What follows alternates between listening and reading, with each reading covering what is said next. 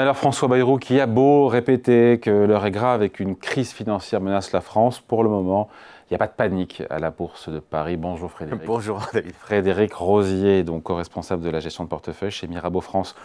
À ce stade, il n'y a pas de raison de paniquer à ce stade? Jusque-là, tout va bien. Jusqu'ici, tout va bien. Non, il y a eu quand même un phénomène marquant, je trouve, depuis les dernières nouvelles. C'est des rotations sectorielles, bien sûr, assez fortes sur le marché. C'est-à-dire qu'on prend conscience... Les banques ont pris un coup. En gros, le marché, il s'est posé qu'une seule question, domestique ou non domestique. Sensible ou pas au taux d'intérêt. Donc toutes les boîtes qui ont tout leur business sur la France, elles baissent. Enfin, les banques... fortement. Utilities également. Donc je prenais un exemple, celui de Vinci. Lorsque vous avez bien sûr une prise avec les concessions et avec des décisions politiques. Lorsque vous êtes aussi dans la partie construction, il est évident que tout est gelé. Quoi d'autre? Des banques assurances, parce que vous avez quand même une sensibilité au niveau des taux d'intérêt et de la défiance. Christine Lagarde ce matin qui dit les banques françaises sont bien capitalisées, etc. Un chiffre, on estime aujourd'hui que les établissements financiers portent à peu près 20% de la dette française, que ce soit assurance et banque. Donc il est évident, j'écoutais Marc tout à l'heure, parler de la situation française. Je vous rappelle qu'en Grèce, il y a eu ce qu'on appelle un haircut sur la dette grecque, c'est-à-dire qu'on a divisé par deux quasiment la valeur de se comporter en termes obligataires. Lorsque vous avez des établissements financiers qui ont 30, 40, 50 milliards de dettes financières, bien sûr qu'il y aura un impact. C'est gérable. Honnêtement, même s'il y avait demain un haircut sur la dette de 10%, par exemple, ça serait totalement... On n'est pas encore là. Non, mais bon, je suis... Parce que là, de toute façon, c'est un peu ambiant, mais même en prenant le scénario le plus dramatique qui soit, l'impact serait plutôt mesuré, mais le marché ne va pas vouloir de ces valeurs. L'impact qu'aujourd'hui, donc, il est sur cette rotation sectorielle, toutes les valeurs dont l'activité est purement domestique se font chahuter. Ça va continuer. Après, au global, le CAC 40 sous-performe évidemment tous les autres indices boursiers mondiaux, on s'en doute. Tension sur les taux longs français de quelques points de base. Enfin, il n'y a pas de panique pour l'instant. Je peux revenir sur quelque chose qui a été dit. La réalité, c'est que ce n'est pas la dette française et les spreads qui se dégradent. C'est peut-être aussi les autres qui s'améliorent. Parce que lorsqu'on regarde un peu le niveau du spread, de l'écart de rémunération entre la dette allemande et la dette française, il est à 0,76 en ce moment. C'est-à-dire que ça fait un an qu'on est au même niveau.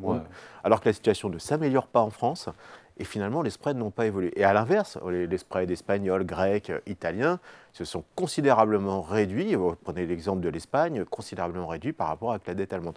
Donc il y a aussi, quelque part, on a cet effet miroir par rapport aux pays du Sud, quelque part, mais c'est aussi une amélioration de ces pays-là. Donc pour l'instant, le marché n'est pas très agressif. Eux, ils s'améliorent et nous, pour le coup, on dérive. On dérive, mais ça ne se ressent pas bizarrement sur les spreads. Si on prenait la mesure des difficultés qu'on a devant nous, on ne peut pas dire qu'à 76 BP, des points de base, par rapport à l'Allemagne, qui est le même niveau qu'il y a un an, on soit totalement en dehors du jeu. On ne panique pas, Frédéric. À quel moment on se met à paniquer? Alors, vous savez, l'État français lève 300 milliards à peu près chaque année. Pour l'instant, ça se passe bien. Il arrivera peut-être un jour où... on n'arrivera pas.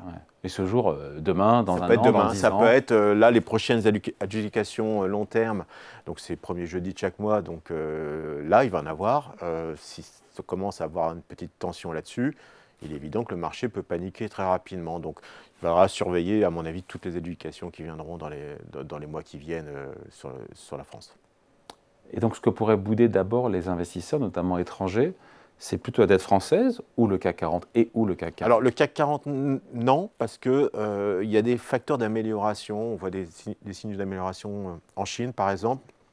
On est en train d'intégrer, les discours par exemple de Rémi Cointeau le rappelle, finalement l'impact des droits de douane, on a peut-être un petit peu exagéré. Donc tout ce qui est international, exportatrice, il n'y a pas de raison de les sanctionner. Par contre, je pense qu'on aura cet écart de performance qui va continuer au moins pendant 15 jours, mais j'ai l'impression que le cycle politique va durer peut-être un peu au-delà. Donc la vraie mesure à prendre, c'est surtout si vous avez des banques, prenez des exemples de banques françaises qui ont largement performé. Pour certaines à 100%, la maison mère de Boursorama est un exemple, c'est des performances exceptionnelles. Donc dire que je prends un petit peu de profit et je me mets un petit peu en stand-by en attendant d'y voir un peu plus clair sur la France, pourquoi pas? Il y a rien, je répète, il n'y a rien de dramatique sur les établissements financiers français qui n'ont jamais été aussi bien capitalisés, aussi rentables. Il n'y a aucune raison d'être totalement en dehors du secteur, mais il faut être juste prudent sur cette passe politique. Cette possibilité qui chaque jour gagne en crédibilité d'avoir une chute du gouvernement Bayrou. Est-ce que ça serait vu comme un drame par les investisseurs ou c'est le jour d'après qui pose problème? C'est peut-être le jour d'après. C'est le jour d'après. Qu'est-ce qui pourrait créer ce début de panique ou de grosses tensions?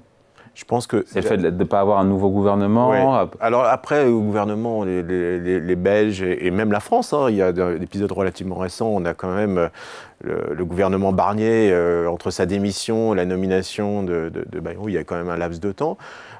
C'est finalement l'absence de direction qui est donnée. Donc si demain on avait un gouvernement technique, je ne suis pas sûr que ça serait totalement défavorable au marché. Par contre, si on n'a pas de feuille de route claire, c'est vrai que les agences de notation, elles nous attendent au tournant et qu'on pourrait avoir une dégradation de la note française. Donc le CAC 40, on finit là-dessus, va continuer à sous-performer.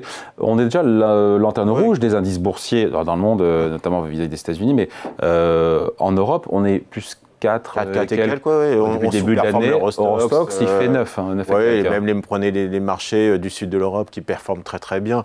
Mais là aussi, hein, on reste à l'écart du CAC 40, on fait quoi d'ici la fin de l'année? Non, je pense qu'il faut aller chercher, je répète, ces valeurs exportatrices qui ont été attaquées, qui aujourd'hui se valorisent un petit peu en dessous de leur historique. Le luxe, je pense que c'était le moment d'y retourner quand même. On voit un repricing depuis quelques temps, donc c'est peut-être intéressant d'y aller. On voit par exemple tentation, mais un peu risqué sur le secteur automobile, de repayer un petit peu, mais ça reste quand même à mon avis relativement tendu. Donc non, je pense qu'il ne faut pas tout jeter. Je pense qu'il faut en profiter peut-être pour rééquilibrer justement les portefeuilles, et notamment en étant prudent sur le secteur banque et assurance pour l'instant. Hein. Mais la valo, aujourd'hui, elle est quand même relativement attractive, les rendements sont relativement attractifs, donc il ne faut pas forcément tout céder, mais juste être prudent. Allez, merci beaucoup. Conseil, explication signé Frédéric Rosier, co-responsable de la gestion de portefeuille chez Mirabeau France. Merci. Salut.